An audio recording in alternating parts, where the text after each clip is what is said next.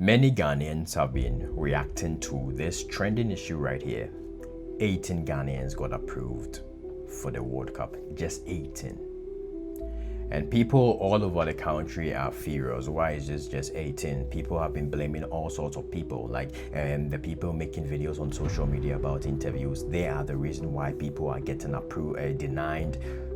A whole lot of conspiracy. And people ask me, what do you think about the whole thing? Why is there a few number of people getting approved?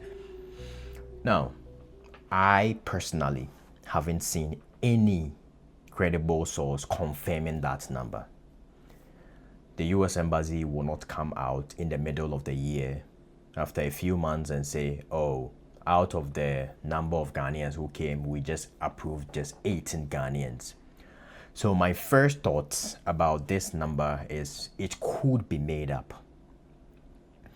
The US Embassy mostly make this annual statistics at the end of the year where they bring out what happened throughout the year, and it's a general statistics. They wouldn't say 18 Ghanaians got approved for the World Cup. So, and I've been doing a lot of research to find out the source of this information, and I am not getting anything. So I don't know where the claim is coming from. But, you know, to every rumor, I think there is an element of truth in it.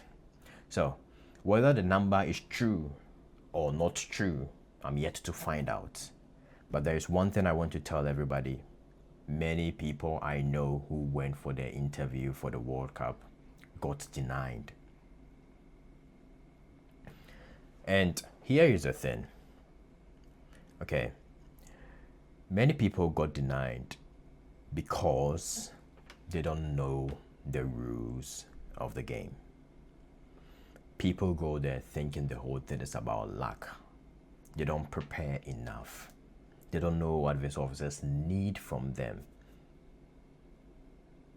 So in this video, whether the claim or the rumor is true or not about the number, which I personally don't believe because it's not coming from a credible source. The first time I saw the number, it was coming from a blogger, and bloggers of late make any news just to trend for the little they make on social media. So there are four things, whether the number is true or not, there are four things I want you to know before you go for the B1, B2 for your World Cup in order to stand a higher chance of getting approved. Okay, number one, I believe many people are getting denied because they don't prove home ties. Now, home ties matters a lot because many people would travel to another country with an intention, for example, watching the World Cup. They will finally get to the country and they will choose not to come back to their country again.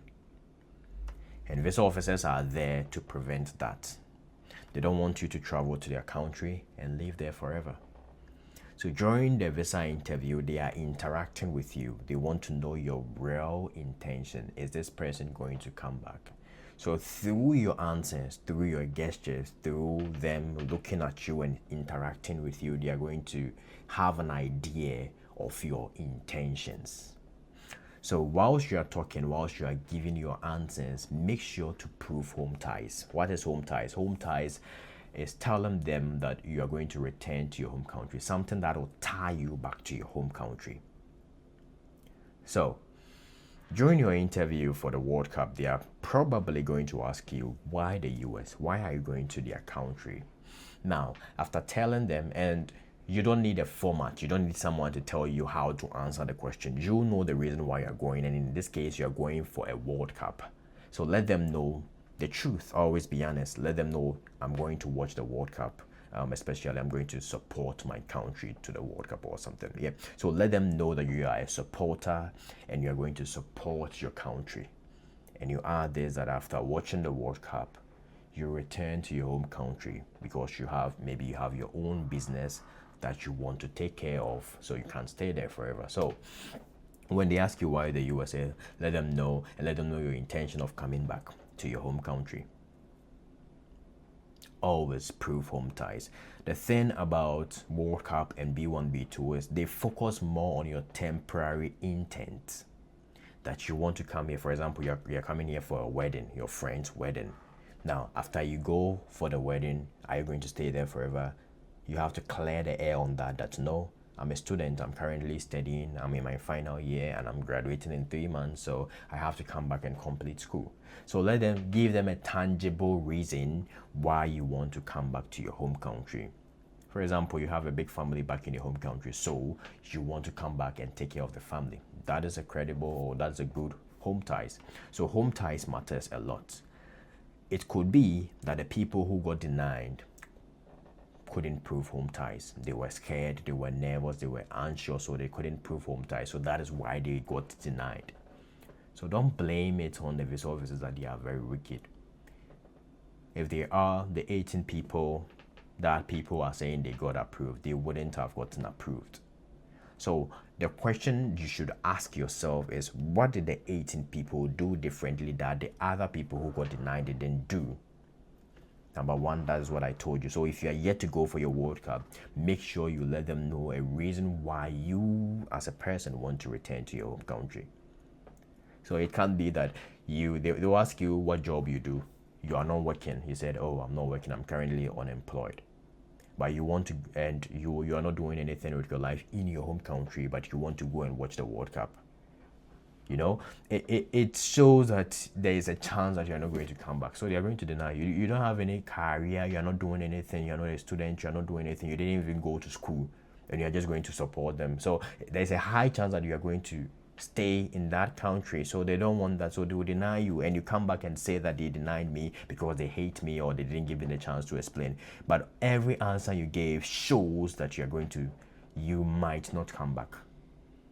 So in that case, is it your fault or is it the visa officer's fault? They are there just to listen to you and know whether they should give you a visa or not. So number one, prove home ties. Number two, make your purpose as clear as possible. That is number two. Make sure that your purpose is clear. You're going to win a World Cup. So make sure everything falls in place. Before you go, have an idea of where you're going to sleep. Have an idea of where you're going to stay. Let them know the time you want to travel to their country. Let them know when you're going to return to your home country, the date you're going to return. Have an idea of all these things. You're going to win the World Cup. Where exactly is the games going to take place? You're going to support Ghana, but you don't know anything about the games. So who are you going to support? So make your purpose clear as possible. If it's possible and you're going for a B1, B2 visa interview, book a reservation.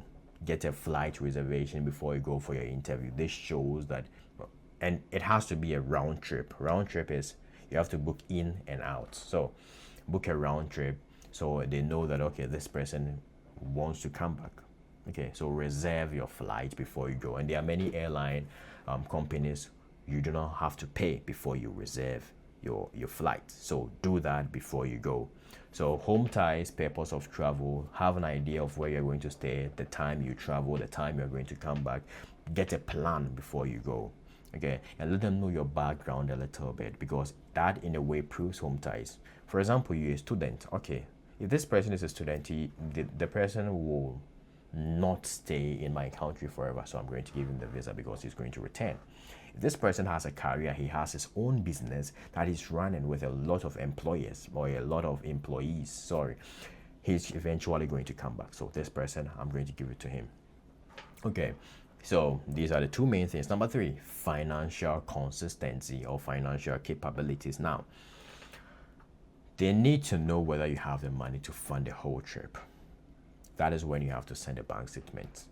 And I know many people who are being sponsored by the government. So when they ask you who is going to sponsor your trip, let them know that the government is going to sponsor my trip in confidence.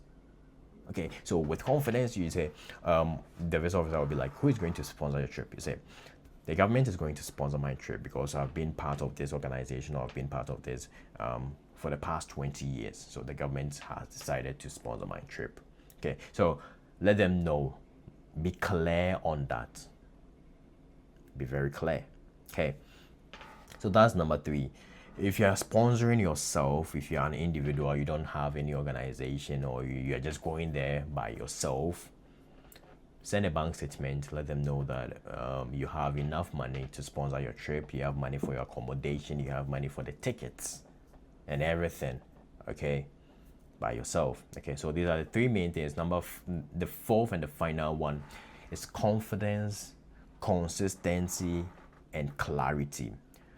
Whatever you say on your DS-160, let's talk about consistency, has to be the same thing you have to say on the day of the interview. When you said, I'm going to travel on the 10th of, let's say, June, let them know that and they ask you, sometimes they just ask you, they look on the DS-160 and ask you the same question. If it changes, they might deny you because you are not being honest. So it could be that on your DS-160 you wrote the 12th of June, but now you've changed your mind to 15th of June. So clear the air on that. On my DS-160 I wrote the 12th of June, but my plans have changed. I would go on the 15th of June and I've already reserved the ticket, so here is the ticket. So let them know that.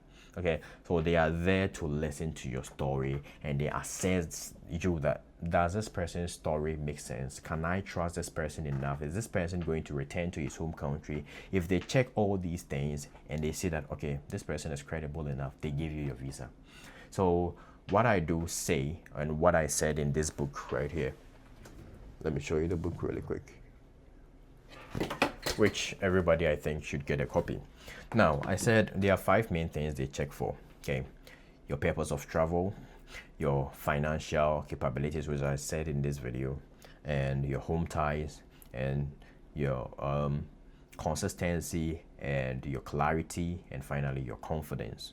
So no matter what you do, just be confident. Go there with confidence. There are many people you hear getting denied, but your story is different. Your case is different. You are confident. So go there, express yourself, and you will get approved. So in the visa officers mind, they are running this. Is this person's purpose clear? Can I trust this person?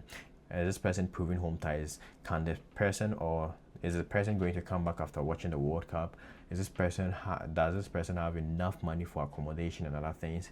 Okay, if they check all these things, okay, is this person clear enough? Can I really understand what he's saying? Okay, it's clear, he can really explain.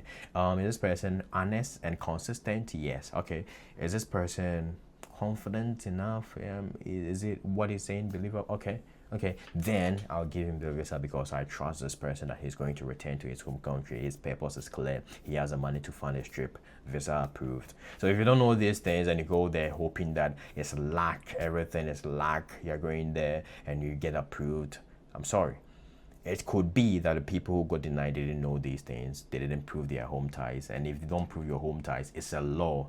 It's not the visa officer's decision. It's a whole law. So they have to go by the law and deny you under Section 214B. So that could be the reason why many people got denied. And they'll come back and tell you a whole different story. So before you go there, prepare. Okay? Prepare very, very well.